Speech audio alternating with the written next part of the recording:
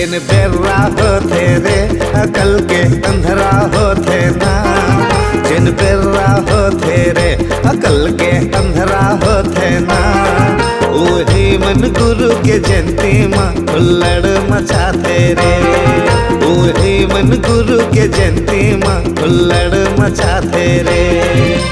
आनी बानी के तिहार ला धूमधाम से भले मनाते, जिन बेर्रा होते रे अकल के अंधरा होते ना, वही मन गुरु के जयंती माँ हुल्लड़ मचाते रे, वही मन गुरु के जयंती माँ हुल्लड़ मचाते रे।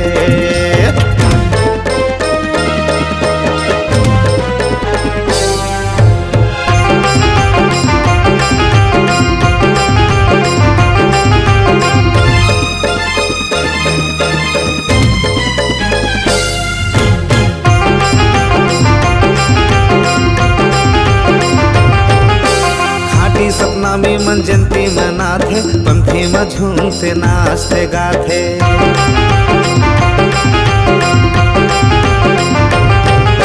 सज धज के पालो चढ़ाथे, चक ले सादा झंडा लहराथे।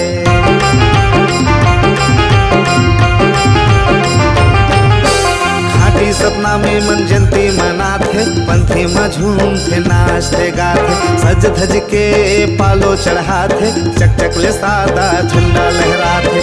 एक बाप के नो है जैन हुड़दंग हुल्लड़ कराथे, जिन बेर्रा होते रे अकल के अंधरा होते ना, वही मन गुरु के जयंती माँ हुल्लड़ मचाते रे, वही मन गुरु के जयंती माँ हुल्लड़ मचाते रे।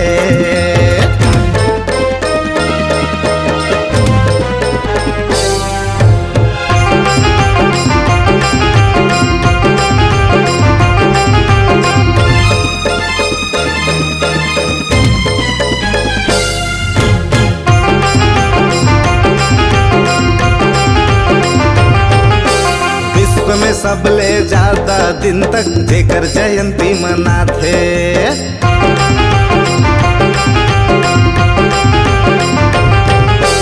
परम पूज्य गुरु घासी बाबा के पंथे मंगल गाथे।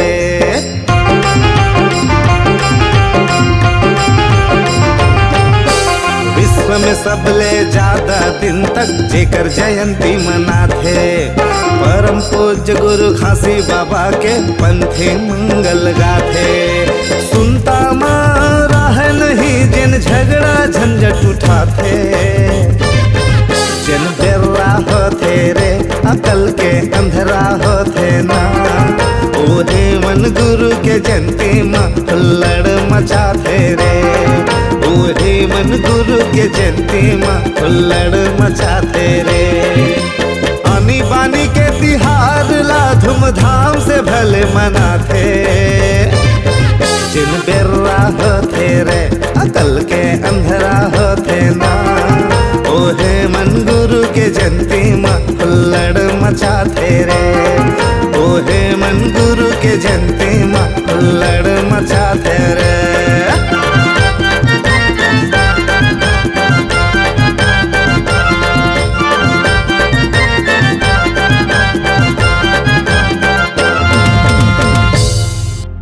संगवारी हो नवा नवा गाना सुने बर और देखे बर हमर दीप म्यूजिक चैनल ला लाइक शेयर सब्सक्राइब करे बर बिल्कुल झन भुला हो, और नवा अपडेट पाए बर घंटी के बटन ला जरूर दबाओ।